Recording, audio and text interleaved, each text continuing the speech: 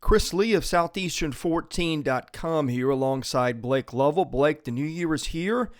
SEC basketball is starting back up again. Games on Tuesday and Wednesday night. Let's get right into the biggest one of the week. LSU and Kentucky.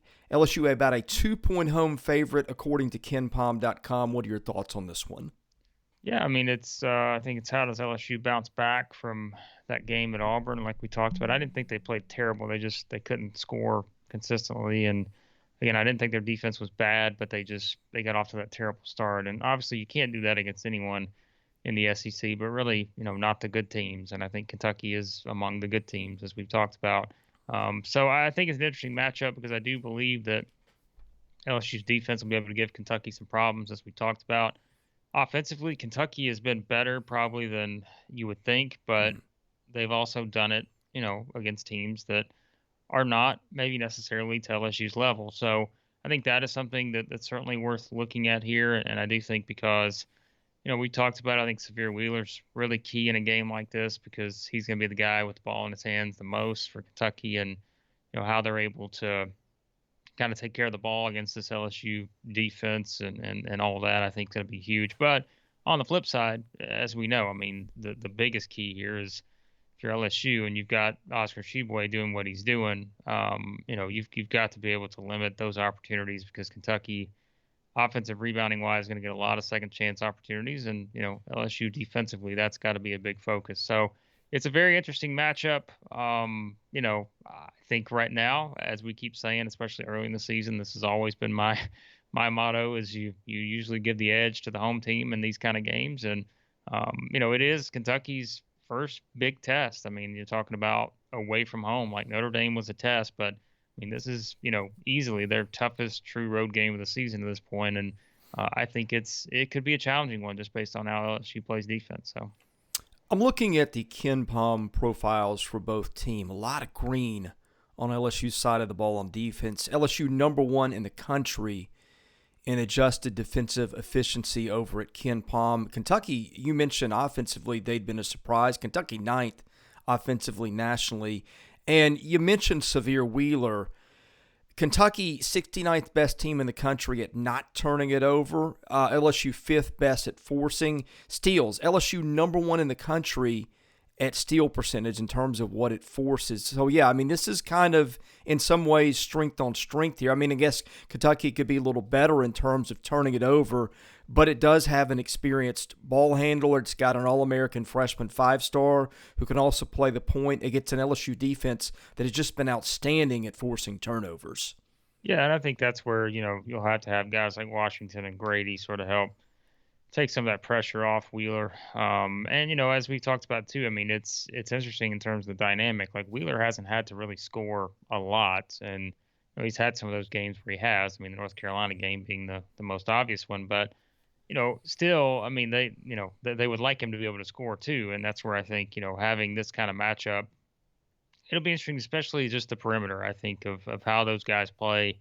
And what they're able to do, against this group we talked about, whether it's Eason or Pinson or Days and those kind of guys. It's a pretty fun matchup on paper in terms of just the perimeter-oriented guys that, can do a little bit of everything. So I think that's a big focus. But then, like we said, that's where you get into the whole setup of just having, what does LSU do with Tshiebwe? And you've got, Efton Reed and, yeah, really good player, but, he's a freshman. And I think going up against someone like Tshiebwe who's just been completely dominant to this point, that's another fun matchup. So really we talked about LSU Auburn was a very fun matchup on paper. I mean, you could even argue this might be a better one on paper just because of the different dynamics with both teams. And so, yeah, I think this one, and really I think we think over the years, like these two have played some pretty good games over the past several years. Teams are completely different, but LSU Kentucky usually plays some pretty entertaining games. So, yeah, I think this is going to be a lot of fun with these two. And like I said, I think that you probably give the edge to LSU right now just because I don't think Kentucky's played a team like this defensively that can do what LSU can do. And that's where the turnovers, I think Kentucky's got to limit those. They got to be able to make some shots probably from outside. And yeah, I think it's a pretty fun matchup just in terms of the possibilities you could get with these two. One more thing before we move on to another game.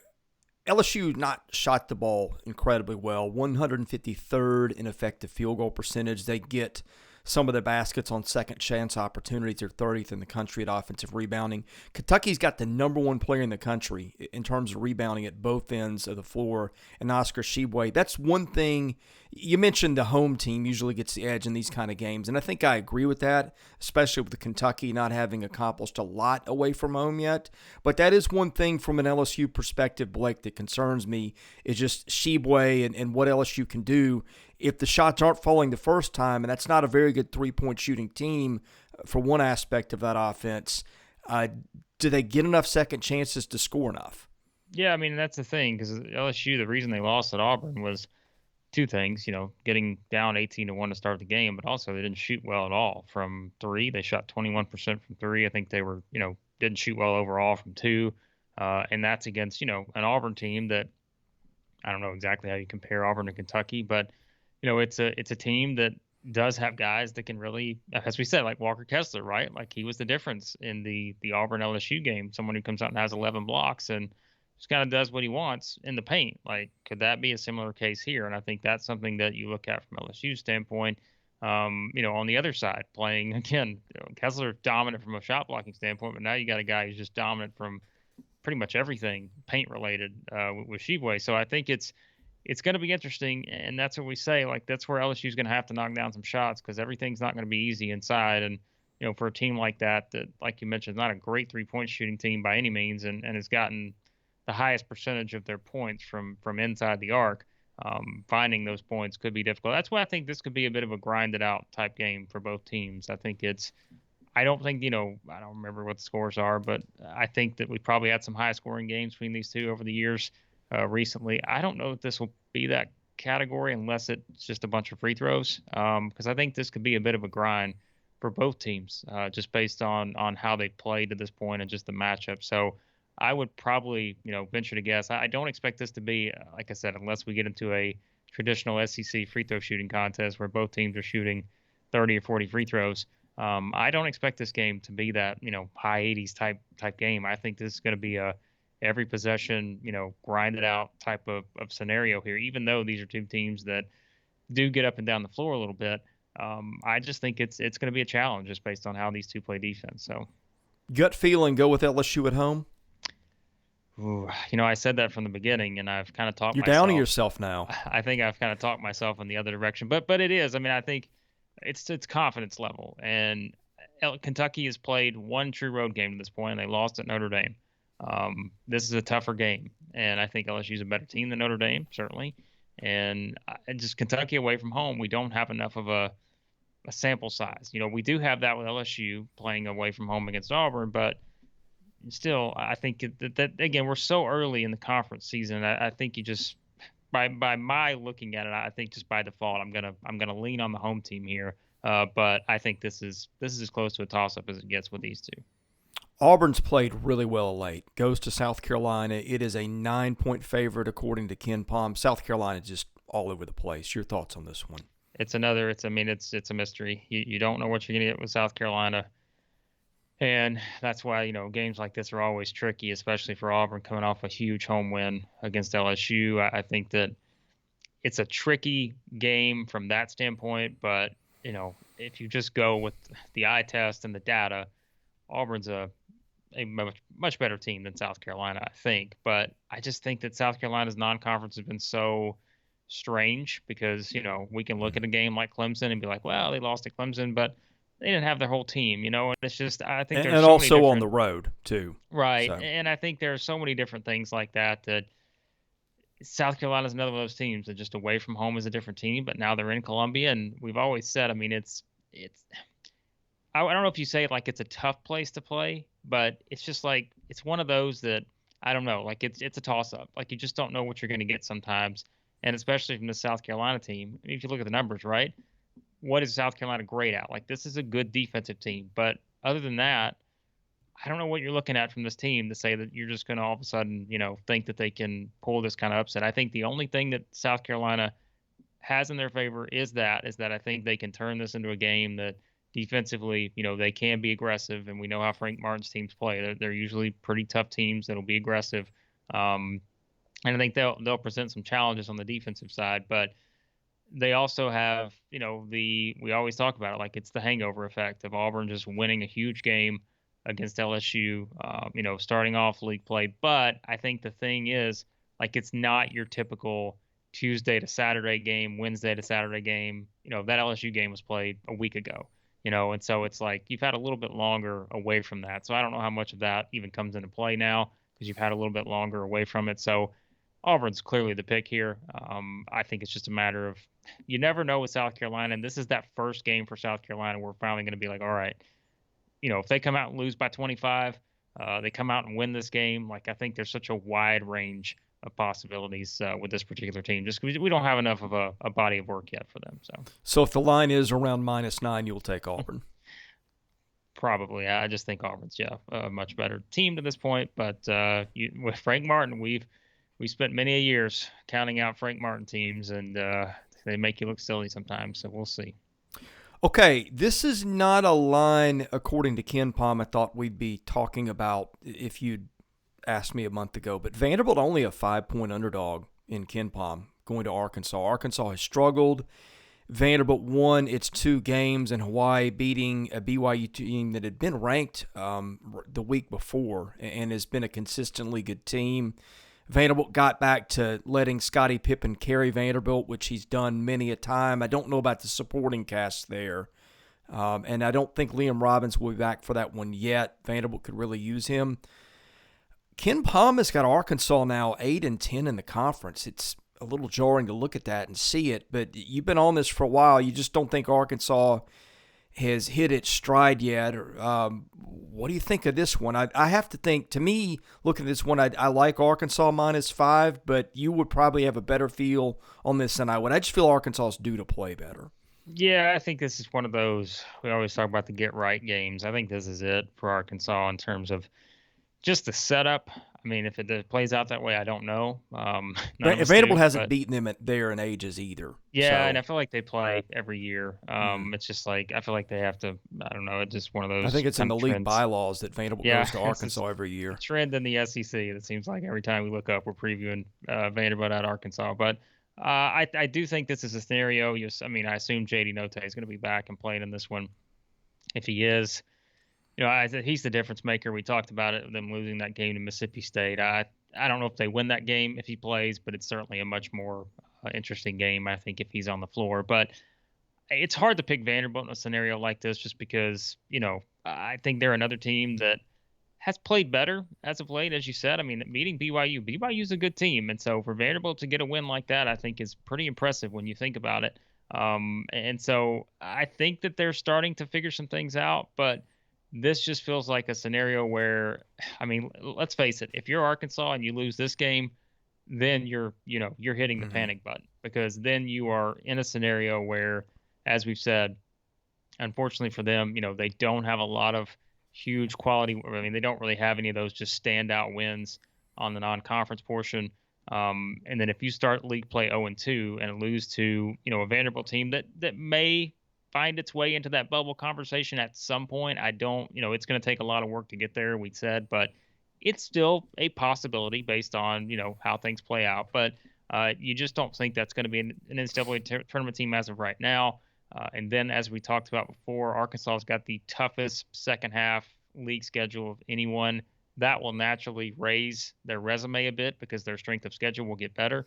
But that's where you put yourself in a pressure where it's like, we have to win those games if you're losing games like this. So I think Arkansas wins this game. Again, assuming that Notae's back and everything's good there and all of that. I just think that this is a spot where, you kind of feel like your back's against the wall. Mm-hmm. You have to win. You've lost 3 of 4 now. You're playing a Vanderbilt team that, yes, does have one of the best players in the league in Scottie Pippen, and we've seen some other guys step up at times, but still, overall, you look at the overall body of work, it's still a team that I think is very inconsistent, and you don't necessarily know what you're going to get out of that supporting cast night in and night out at times. So, I say all that to say that, I've said it from the beginning, right? I still think Arkansas is missing that something. I've seen some people talk about this. Like, I don't think this isn't like a must. Like, I don't think we're talking about the coaching here. I just think there's just something that isn't sort of meshing, right? Like there's just, Hmm. and whatever reason that is, and I think that we've said this before, like with Musk's teams, because they do bring in transfers, you just never know exactly how everything's going to fit together, and Yeah. sometimes it'll take longer than others to get to that point. And I've said this so many times too. I think Arkansas can still get there. Like they're not by any means hitting the panic button yet. But like I said, if they lose this game, then I think you really start to think, all right, well maybe we have to overhaul some things quickly to stay in that conversation. But I think they should be able to win this game. Yeah, there's been many a time we look back and a team was dead in the water into January, and all of a Yeah. sudden they get hot, they figure it out, and it's a different season and a Sweet 16 or Elite 8 or whatever comes of it. Arkansas could be that kind of team. Yeah. We live in Nashville. I think most people that watch us know. So I've seen a lot of Vanderbilt this year. BYU is not the most athletic team around, and when Vanderbilt ran into more athletic teams, Yeah. VCU just made them look awful. SMU was down at half and then boat raced them in the second half with better athletes. Temple had lost its leading scorer, but had some decent athletes, came into Memorial and beat Vandy. Vanderbilt really has only played, I guess, one true road game and lost it. That was, again, where they collapsed in the second half. I just think athleticism doesn't show up on Ken Palm anywhere, but having watched both these teams, I just feel like that's where Arkansas, between that and home court, is really going to have an advantage. Yeah, and I think that, we're talking about two teams that are probably not going to. I mean, they statistically they don't shoot the ball very well, but from outside that is. And I think this is just one of those where I feel like you're going to see Arkansas probably take a little bit more of an aggressive approach here, knowing that, look, if you're Arkansas and you've got Note out there, and let's say, we talk about it, if you get a Scottie Pippen in foul trouble, if you're really just attacking and you try to get some, I mean, that just completely changes the game for Vanderbilt, right? And we understand that. And so I think that's where for Arkansas, because they haven't shot the ball well this year, we've talked about it. I think they just have to be aggressive and just attack, attack, attack, and that's where you can, again, draw fouls, get to the free throw line, which I think they've done a pretty good job of doing. I don't have the numbers in front of me exactly, but I think they've done a pretty good job of doing that. I think that can be a big key here because I still think depth is an issue for Vanderbilt, and I'm not saying that I don't think they have guys who can play. I just think, their consistency is still not there yet, beyond those top guys that we always talk about. So I think that is something for Arkansas. Just attack and try to get people in foul trouble and really just be aggressive because I think again the outside shots haven't been there and I don't think that's something they've relied on, but I think that's the way they can win this game. So Last one for Tuesday. A&M, according to Ken Palm, a 7-point favorite going to Georgia. Georgia's been an awful team for the most part, but has shown up in spurts. A&M just hasn't played anybody of note that much. Any handle on this one? we know what's going to happen here, right? Like Georgia has lost back-to-back games to East Tennessee State and Gardner Webb at home. They lost to George Mason at home, which, by the way, these aren't terrible teams, but you have to win these games. Like we know what's going to happen here. Like Georgia's going to come out and win this game because it just makes no sense, right? Like Right. it makes no sense why they should win this game after losing back-to-back home game, or they've lost 3 of their last 4 home games to mid-major competition now, and they struggled to beat Western Carolina by 6.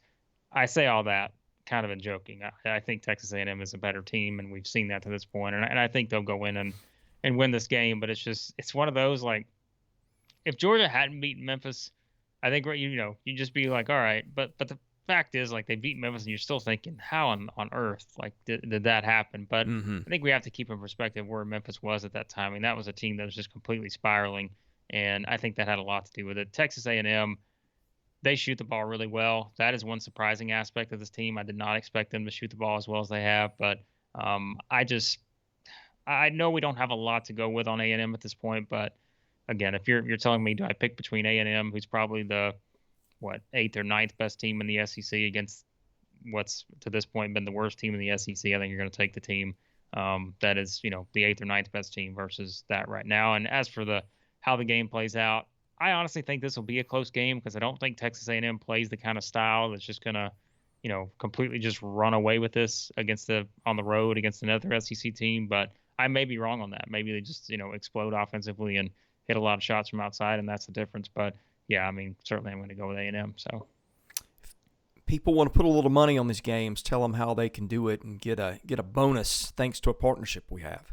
Yep, Action 24/7. We've got our partnership over there. You sign up, they'll match your deposit. I think up to $800 it is. So, yeah, that's you sign up first deposit over there, and you can use the code South14. We'll have it in the link in the description of this YouTube video. So just check down in the description. You'll see the link to go there and use the code, and win a little money.